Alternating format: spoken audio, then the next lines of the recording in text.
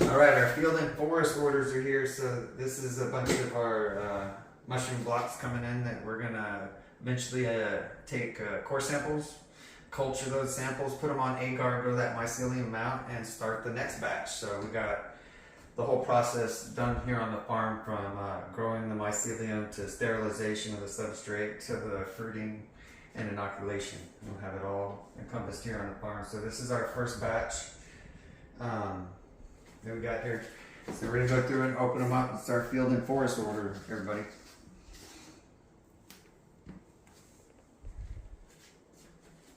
Alright, we got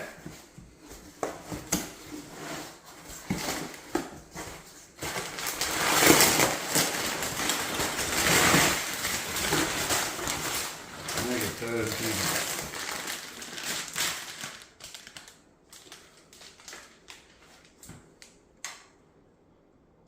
These are shiitakes. They're supposed to look like that. They grow the white mycelium out first, and then after a certain period you get this browning, so it's like a casing layer that grows over that. So once that browning starts all fully colonized over it, then you're ready to get your shiitake out. So these are all our shiitake blocks here. We're going to get these set up here on the racks, and we'll be back for the next box. We got another box here from Field and Forrest, and this is going to be our chestnut mushrooms. So let's take a look and see what we got. We did have a little damage on one of the shiitake blocks that we patched up. We didn't see any other damage, but we're going to wait and see. A lot of times it creates an exudate, so it'll start dripping some stuff out.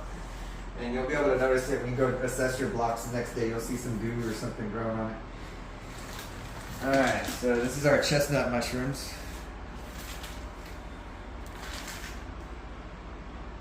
Looking good.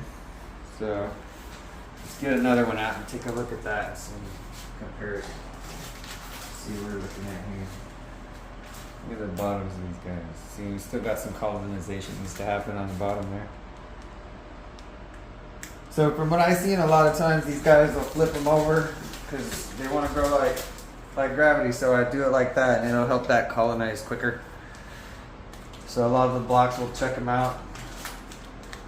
This one looks alright though. This one has almost looks like pinning. I might leave that one. See what happens over the next day. So we're gonna get these chestnut blocks up, and then we'll get back to you and open up a couple more boxes. All right, here we are. One more variety here. This is our oyster mushroom.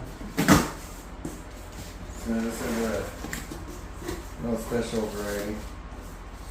Here's all our paperwork and stuff. You don't even see that stuff.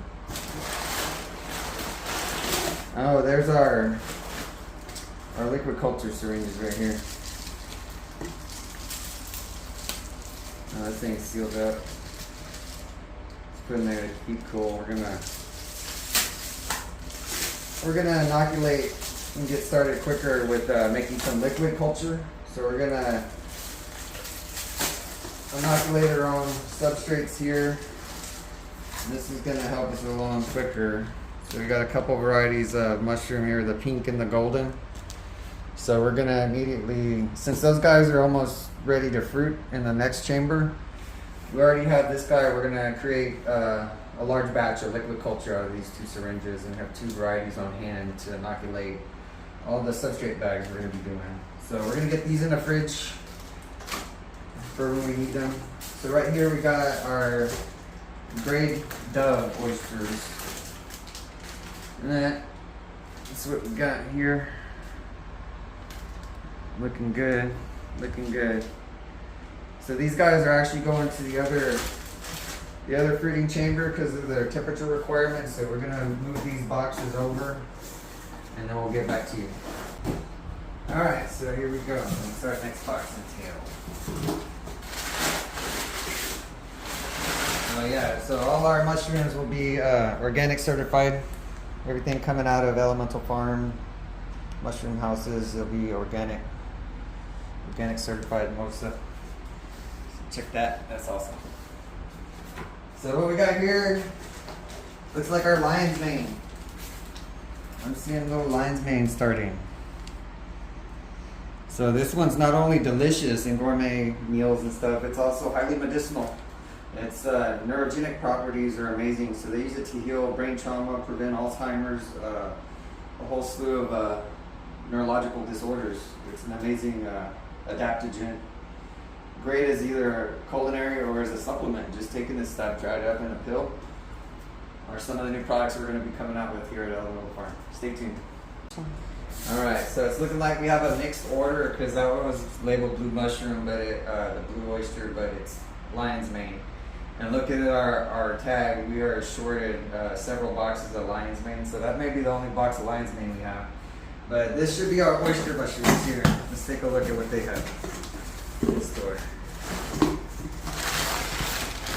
Oh no, it's more lion's mane. Nice. So we're still short a few lion's mane, but there's one more lion's mane. Look at that. Sitting pretty in that box. Let's open up this bag.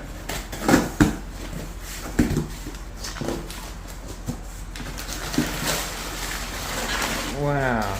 So that's our oyster mushrooms. Look very similar. Slippery.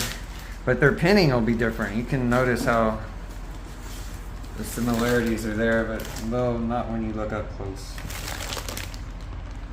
So these are our blue oyster mushrooms. So these, along with our lion's mane, these guys are all going over to our cooler house. And we actually have some warmer temperature oysters out in that one that need to be actually moved over here. And we're going to get all this set up. But what we got right here, this is my favorite. I've been waiting this, save this for last. This is my favorite medicinal mushroom. It's the beautiful one. It's a highly medicinal one. Been used for thousands of years in Chinese, Ayurvedic medicine, all that. Just look at these guys. Ooh, they're so pretty. So we got here is our Godaderma lucidium. This is our red reishi.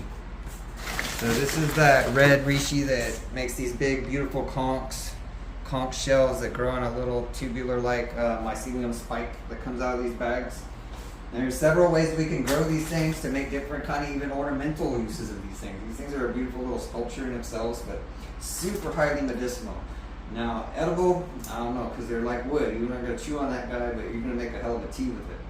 And it's going to cure a lot of stuff. So these guys are made for this house. This is our warmer house, so we're going to try to keep this whole house around 80 degrees or so.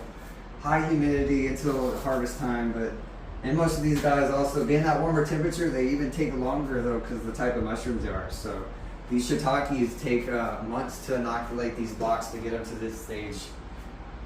And we're going to have to get all this started and get these on a little cycle here, but we're going to get these rishis up, and right underneath of it is the other rishi. This is the black rishi.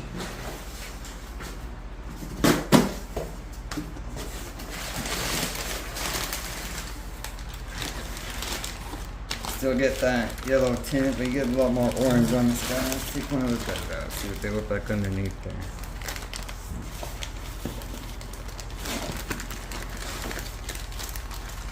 That one's getting well colonized block right there. I want to get to this going to show you guys and gals. Look at that. We're starting formation here, so we're gonna make a few slits here. We can get everything set up and our humidifier going, and we'll take you on the process of these guys growing out of these bags, see what they grow into.